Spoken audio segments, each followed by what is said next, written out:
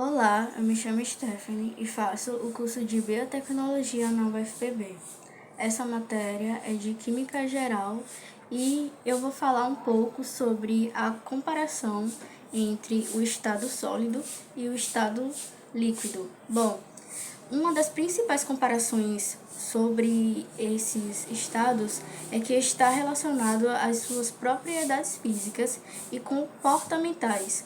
E eu vou citar um pouco desses tópicos, que seria, primeiramente, a estrutura molecular. Bom, eu começarei falando as principais diferenças entre a comparação de estado líquido e do estado sólido.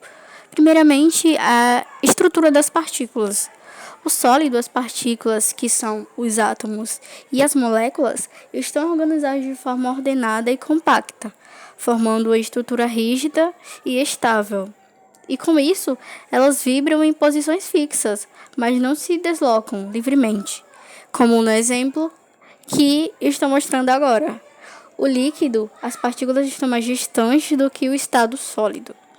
E ela não tem uma organização rígida.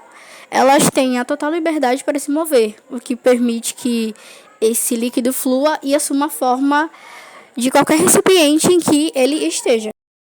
Bom, agora que eu falei sobre esses estados sólidos e líquidos na sua estrutura molecular, agora eu vou falar sobre a forma entre os dois. Vou deixar um exemplo e enquanto eu mostrar, eu irei falar sobre essa diferença entre formas. Aqui está um exemplo das formas. Tem gasoso, mas não irei focar no gasoso, apenas no líquido e no sólido. Bom, a principal diferença de forma entre esses estados é que o sólido tem uma forma fixa e definida. Ela não muda de forma, independente do recipiente onde é colocado, como, por exemplo, um bloco de gelo ou uma pedra. Já o líquido não tem forma fixa. Ela assume a forma do recipiente que está, mas ela sempre mantém o seu volume constante, ou seja, ela muda de forma e se adapta ao recipiente onde está, como, por exemplo, a água ou suco, que tomam a forma do copo. Agora eu vou falar sobre outra propriedade física e comportamental, que é o comportamento sob pressão. Esse comportamento também está em comparação com o estado sólido e o estado líquido. Bom, aqui está uma comparação mais clara do comportamento sob pressão entre o estado sólido e o líquido. Bom, o sólido, quando é submetido à pressão, ele não muda facilmente, ou seja, suas partículas estão bem organizadas, porém quase não se movem. Então, é provável que ela resista à compressão e mantenha sempre sua forma e volume, mesmo sob pressões altas. Já os líquidos, apesar de serem também resistíveis a essas compressões, são um pouco mais compressíveis do que os sólidos. E isso normalmente acontece porque essas partículas do líquido estão mais afastadas, ou seja, ela permite uma leve alteração do volume sob pressão, mas a mudança ainda é bem mais pequena. Por isso, sob pressão, os líquidos são mais resistentes a mudanças de forma e volume, enquanto os líquidos são um pouco mais suscetíveis à compressão. E, inclusive, nessa imagem que estou mostrando, também contém informações sobre a mudança do estado físico da matéria, ou seja, a mudança entre o estado sólido, o estado líquido e o estado gasoso. Bom, agora eu vou falar sobre as forças intermoleculares. São as forças de atração ou repulsão entre as moléculas de uma substância. Elas são responsáveis por muitas propriedades do estado físico do líquido e do sólido. Bom, com ponto de fusão, ponto de ebulição, viscosidade e capacidade de dissolução. E existem 3 formas de forças intermoleculares. Eu vou passar um exemplo e explicar quais são essas forças. Bom, agora eu irei falar sobre as forças intermoleculares. Irei introduzir e falar um pouco sobre essas forças. Bom, primeiramente, as forças intermoleculares são forças da natureza elétrica existentes nas interações intermoleculares. Essas interações são responsáveis por propriedades físicas das substâncias, como o ponto de ebulição, e são mais fracas que as forças intramoleculares, também conhecidas como ligações químicas. As forças intermoleculares dependem da polaridade da molécula. As moléculas polares apresentam interações mais fortes que as moléculas apolares, por conta da formação de cargas formais de natureza positiva e negativa. Essas moléculas também podem interagir com íons e podem ser dispostas em intensidades diferentes. Focando agora nas forças intermoleculares e interações intermoleculares, quando átomos, moléculas e íons se aproximam, há duas possibilidades: a reação e a interação. É um processo de reação que envolve quebra e formações de ligações químicas, o que requer muito mais energia. Na interação, as moléculas se atraem e se repelam, mas sem a ocorrência de formação ou ruptura de novas ligações químicas. Essas interações são bem menos energéticas e comutente, chamadas de interações intermoleculares.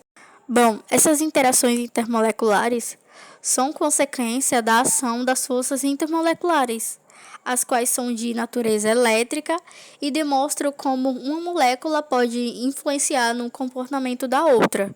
As forças intermoleculares são inversamente proporcionais à distância entre as moléculas, ou seja, quanto mais próximas estão as moléculas, mais intensas são as forças intermoleculares. Agora eu irei falar os tipos de interações intermoleculares e começarei falando sobre interações iônicas, que são as interações eletrostáticas fortes que ocorrem entre um cátion e um ânion. Esse tipo de interação é predominante em compostos iônicos, como sais orgânicos e orgânicos. Matematicamente, essa interação pode ser descrita pela lei de Colombo. Existe também a interação de polo-dipolo. Essa modalidade de interação ocorre entre moléculas polares. Essas moléculas apresentam, por consequência das diferenças de eletronegatividades dos átomos presentes, um dipolo eletropermanente com uma carga parcial positiva e uma carga parcial negativa. E essa interação ocorre quando tais dipolos se orientam, podendo gerar forças atrativas ou repulsivas, a depender da natureza de sua carga parcial. Há também a ligação de hidrogênio, que é quando o hidrogênio está ligado a um átomo muito eletronegativo, que é um átomo doador, eles podem fazer ligações mais fracas, como um par isolado de elétrons de outro átomo muito eletronegativo, como o átomo aceptor. E, em geral, tais átomos eletronegativos são flúor, oxigênio e nitrogênio. E são nessas condições o hidrogênio fica com uma carga parcial muito positiva, dada a grande diferença de eletronegatividade. Além disso, como os átomos envolvidos são muito pequenos, a distância dessa interação é muito pequena, resultando em uma interação muito forte. E agora eu irei falar sobre as interações íon-dipolo. Um dipolo apresentado em uma carga formal positiva e uma carga formal negativa pode interagir com cátions e ânions. Essa interação é muito comum em soluções, quando os compostos iônicos se dissolvem em solventes polares e, nesse caso, os íons são envoltos em soluções pelas moléculas do solvente polar. Tem também a interação de polo induzido, que é quando uma molécula pode, por conta de seu arranjo tridimensional, não apresentar dipolo elétrico, mesmo havendo ligações polares em sua estrutura. Isso ocorre porque os dipolos são propriedades vetorais e, por conta da geometria da molécula, tais vetores podem se anular ao se somarem, gerando uma resultante nula. E, quando isso ocorre, estamos diferentes de uma molécula polar. Mesmo assim, uma molécula polar pode induzir um dipolo elétrico em uma molécula polar. Essa interação é conhecida como um dipolo-dipolo induzido e depende muito dos dois fatores, que é da magnitude do dipolo da molécula polar, também está ligado com a polarizabilidade da molécula polar. E isso é a facilidade da distorção de nuvem eletrônica de uma molécula por o campo elétrico, que é quando a molécula polar se aproxima. E se a molécula sofre uma distorção em uma nuvem eletrônica, os seus elétrons deixam de ser uma distribuição homogênea. E por isso cria-se um dipolo elétrico instantâneo. É esse dipolo instantâneo que pode interagir com um dipolo permanente. Também tem a interação dipolo induzido e dipolo induzido, que é quando duas moléculas apolares se encontram, pode ocorrer a perturbação de duas densidades eletrônicas, tipo algo intimidante ligado à polarizabilidade. Nessa perturbação, dipolos momentâneos podem surgir, orientando-se e dando origem a uma interação muito fraca, conhecida como o dipolo-dipolo induzido. Bom, agora falando sobre as diferenças entre forças intermoleculares e forças intramoleculares, literalmente as forças intramoleculares são aquelas que ocorrem no interior da molécula, mantendo os átomos unidos. E eles são responsáveis principalmente pelas propriedades químicas dos compostos e são comumente conhecidas como ligações químicas, sendo dividida em iônica, covalente ou metálica. Já as forças intermoleculares são responsáveis pelas interações entre as moléculas e ainda pelas propriedades físicas dos compostos. Por fim, irei falar sobre as forças intermoleculares e o ponto de ebulição. E como eu disse anteriormente, as forças intermoleculares são responsáveis pelas propriedades físicas da substância. Isso quer dizer que elas também influenciam nas mudanças do estado físico das substâncias químicas, como um todo. Por exemplo, se uma força intermolecular é mais intensa, espera-se que o afastamento entre as moléculas seja mais difícil e, consequentemente, que o ponto de ebulição para essa substância seja maior, podendo colocar as forças intermoleculares na seguinte ordem crescente de intensidade: dipolo induzido, dipolo induzido, dipolo, dipolo induzido, dipolo, dipolo, ligação de hidrogênio, íon dipolo e interações iônicas. A intensidade da força intermolecular também aumenta com o volume da molécula. No caso de moléculas polares, um maior volume molecular permite um melhor estabelecimento de cargas formais e também um maior distanciamento entre cargas formais de mesmo sinal de moléculas diferentes, minimizando efeitos repulsivos. Já no caso das moléculas apolares, o maior volume molecular favorece a polarizabilidade, favorecendo a distorção de nuvem eletrônica e auxiliando no processo de polarização momentânea.